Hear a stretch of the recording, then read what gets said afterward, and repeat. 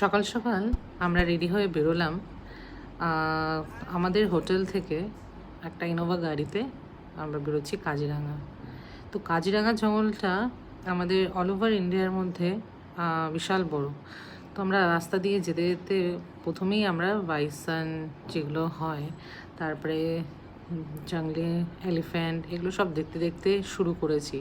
কিন্তু আমরা কাজিরাঙার main gate এখনও কিন্তু ঢুকিনি, তার আগেই এত জঙ্গল। এই আমরা গেট থেকে ঢুকে যাচ্ছি। আমাদের কাজিরাঙার যেটা বড় জঙ্গল, সেটার কিন্তু এটা একটা ন্যাশনাল পার্ক। এই ন্যাশনাল পার্কে কিন্তু 5টা অংশ আছে, যার মধ্যে একটা অংশই আমরা দেখতে পেরেছি সময় কমের জন্য। তোমরা দেখতে পাচ্ছ এখানে ওয়ান হর্ন ডাইনোসরস এখানেই পাওয়া যায় মেনলি। এরা দেখো ভীষণভাবে এরা বিচলিত করছে।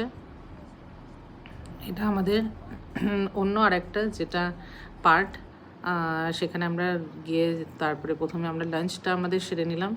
এখানে লাঞ্চে কিন্তু ভীষণ ভালো, একদম বাঙালি স্টাইলের আসামিস থালি। তো সেখান থেকে আমরা একটা সাফারি জিপে করে বেরোলাম। এবং সাফারি জিপে এখানে অনেক রেস্ট্রিকশন আছে, তো সেগুলো আমি তোমাদের সাথে পরে শেয়ার করব। আপাতত আমরা বেরোলাম লাঞ্চ সেরে আমাদের জিপে করে ঘুরতে, মানে জঙ্গল সাফারি। আমরা জঙ্গলে এসেছি, তো সেখানে সাফারিটা তোই আসল। তো আমার মেয়ে আমি দুজনেই খুব এনজয় করেছি।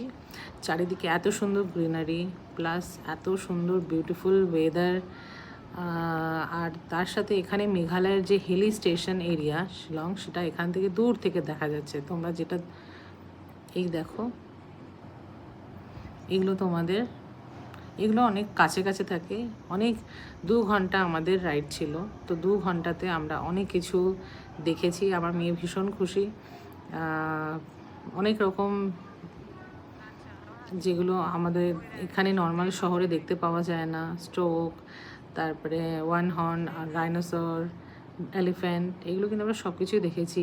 ডিয়ার, তো এছাড়াও আরও ব্লু বার্ড, সেটাও দেখতে পেলাম, ভীষণ সুন্দর। আমাদের বাংলাতে যেটাকে আমরা নীলকণ্ঠ পাখি বলি। এ দেখো একটা টাইগারের আওয়াজ পাওয়া গেছে, তো সে তো সবাই দাঁড়িয়ে পড়েছে দেখার জন্য। পরের ভিডিওতে আরও দিচ্ছি।